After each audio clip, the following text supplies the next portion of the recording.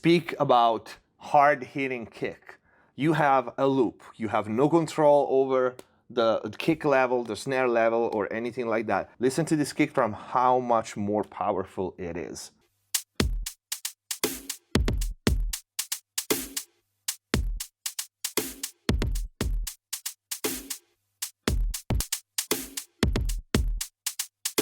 Here's a secret. Many times when you think you need a compressor for drums, kick, snare, toms, or a drum loop, but also vocals, guitars, bass, you'd be better off using a transient designer. OEKSOUND, the makers of Soothe and now Soothe 2, made one, and it's called Spiff, and it's game over. Let's take a look.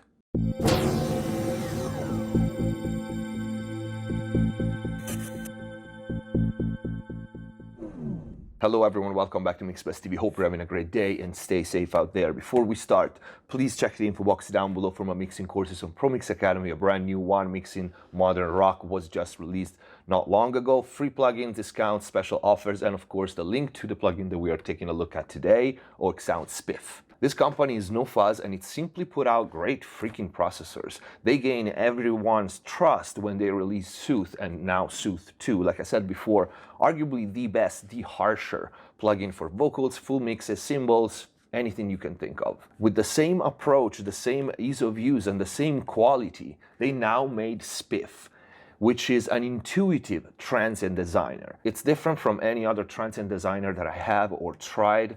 And I want to just straight say it better, simply because its intuitive and intelligent algorithm applies the processing only on the portion of the audio that contains the transient and leave everything else untouched. And like I said, transient designers are very underrated, especially the off-label uses. Pros don't really talk about it. Everyone associates transient designers with drums only and percussive material, but they are amazing on vocals, bass, and a bunch of other applications. This is why I'm going to do a mini series of videos with Spiff for drums, vocals, and any other off-label use that I can think of. But I want you to hear it in action, so let's start taking a look at the GUI first and the main functions. GUI is streamlined and very easy to navigate. You have all the main controls on the left, then we have the graphic display here that looks like an equalizer. Here is where you see where the processing is applied and what, because here on top on the left we have the two main functions, cut or boost. We will talk about that later. In between these two, we have all the additional controls. We have stereo mode, left and right or mid-side, stereo linking, balance left, right. And if you're using a stereo instance of the plugin, some of the controls are hidden here in the advanced tab. Is resolution, it can be normal, high, ultra, oversampling, and then window that can be short, medium, or long. This is sets the trade-off between time and frequency resolution, and then phase mode, which can be linear or minimum. In this video, we're going to see Spiff in its, we can say, main application. So drums, kick, snare, percussive material, and loops. Let's start with this drum loop here. I'm going to bypass it.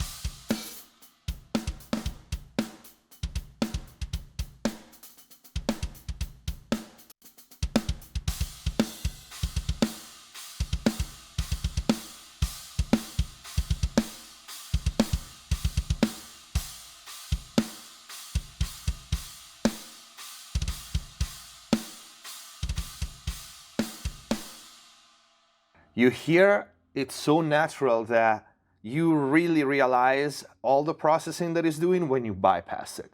That for me is the telltale sign. Anyway, this was just a quick default setting with and without. You have the depth knob. This is your most important control on Spiff. This knob sets the amount of processing that is applied. Now, it's not a threshold. It's independent from how hot the signal is going into the plugin. It's just how much of the processing, okay? Let's play with that really quick.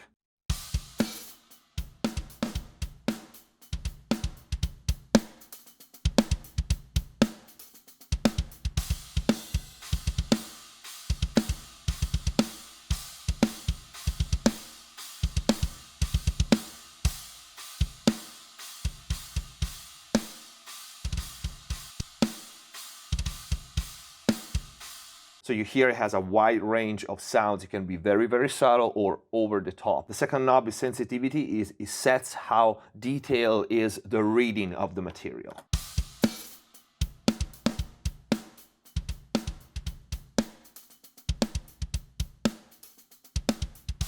Okay, this is a very simple pattern, but if I pick something else,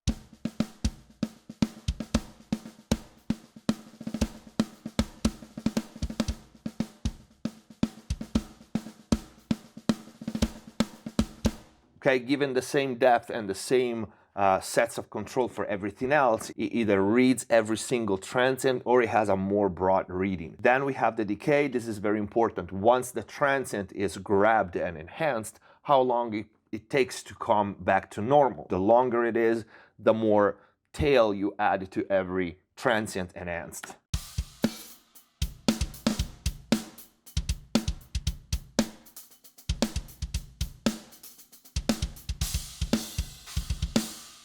Okay, you can hear, you start grabbing the tails and the reverbs, but in some cases it's even more natural because you actually, it's not that you're turning the volume up of everything, you can see the processing is still dynamic and it's still selective, meaning is applied to those portions of audio containing the transient and so the tails. Experiment with that because it's really interesting the different effect you get.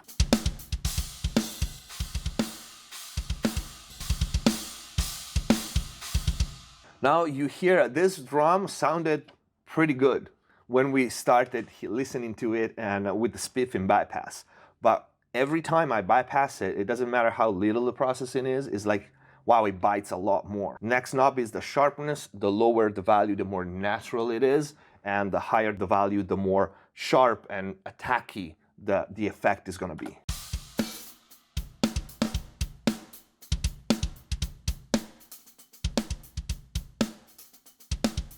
In this example, listen to the hi-hats when it's all the way to the right.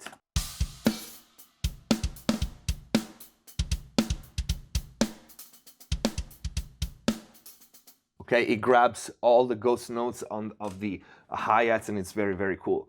Last one of the left control, the left panel, is the decay, low frequency, high frequency. This again is important because it changes the balance between, given the same decay time, between how long it takes to the high frequency to decay and the low frequencies. Because most times, especially in a complex instrument like drums, you don't want the decay of the snare being the same of the kick drum. That's a pretty simple example that I can do, but also on a loop. You have a drum loops of hip hop, trap, something like that. You want this decay probably to tailor it to a given loop, especially if you have a long 8080 drum.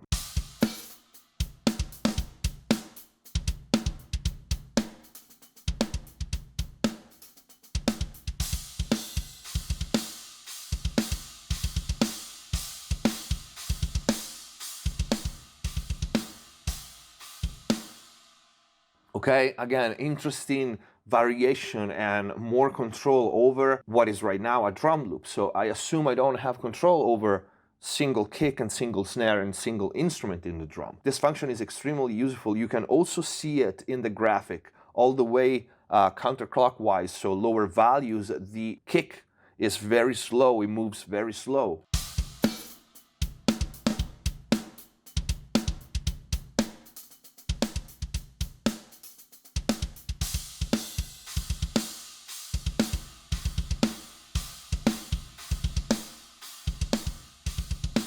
Listen to the difference instead with the decay turned on the high frequency side when the crash starts to play.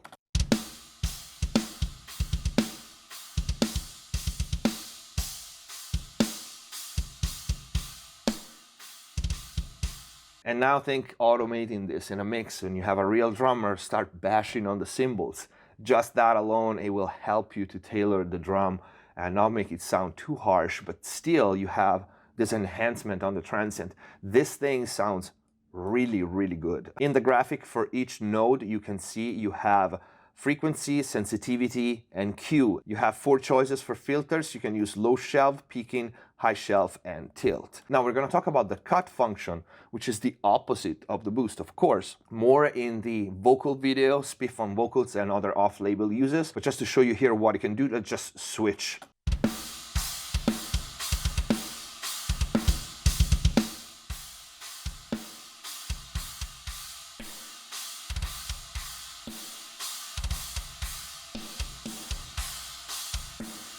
I'm exaggerating here, but sometimes you get a loop or a drum stem that is too pokey. And with conservative settings, and even at conservative settings, you will be able to fix this and bring the room up more. For example, if you have a pair of overheads where the snare is too high in level, with this you can actually fix it. But here, for example, let's say I want the snare a little less pokey. We can go in delta mode and find the actual snare.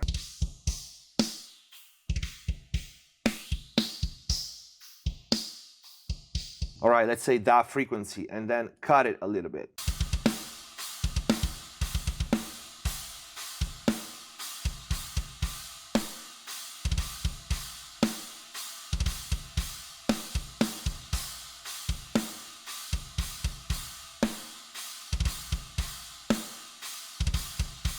You have a mix knob, so you can mix the two.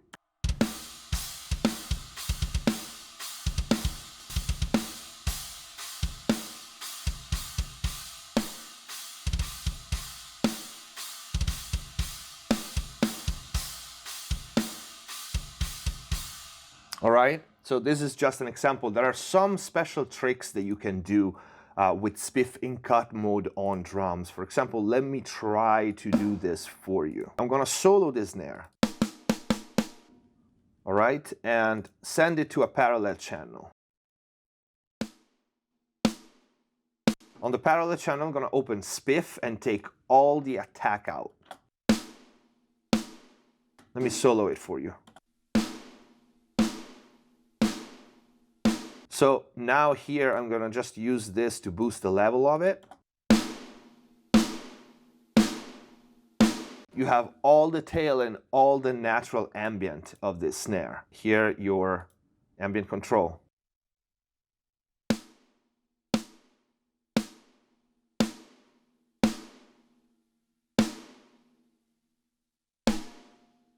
I am not using reverbs, okay? And this is the dry sound. And this is just the attack completely removed and the tail enhanced. All right, if you wanna add to this, you use that track with the attack completely removed to feed an actual reverb, and you will not have, with digital reverb and percussive material, you usually have problems with the early reflections, meaning there's a sort of a flam, and you usually remove the early reflection or have to keep that low, but with this trick, you don't need to. You can pick a room and have a pretty natural sounding reverb.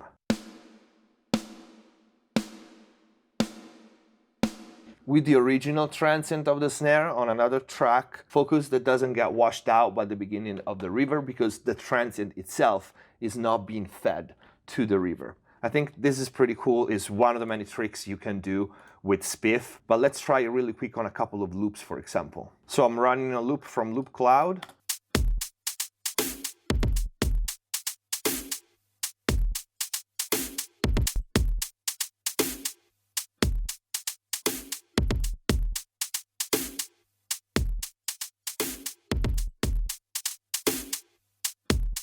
Speak about hard-hitting kick. You have a loop. You have no control over the kick level, the snare level, or anything like that. Listen to this kick drum, how much more powerful it is.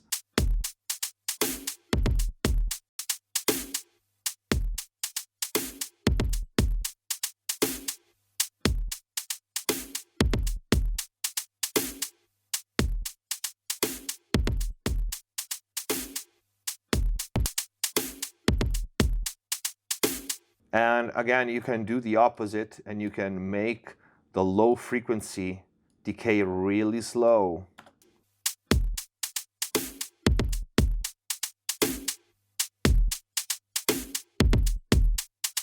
And just beef up a loop in like 2 moves and 2 seconds. This plugin is really, really impressive. How natural it sounds is what separates it from the other. I mean, this is what OEKSOUND got us used to, this kind of quality, this kind of smoothness with soothe, and this is what is just as impressive.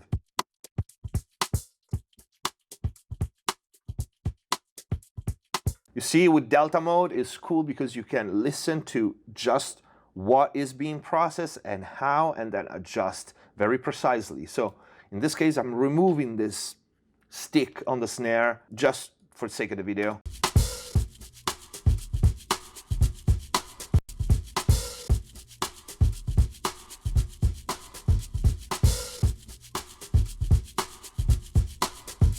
Okay, even positioning a drum, you know, further away or right in your face. Transient designers are very underrated. Many of us don't really talk about it. We keep it as a dirty little secret. Drums, but also, like I said, many other elements in a mix.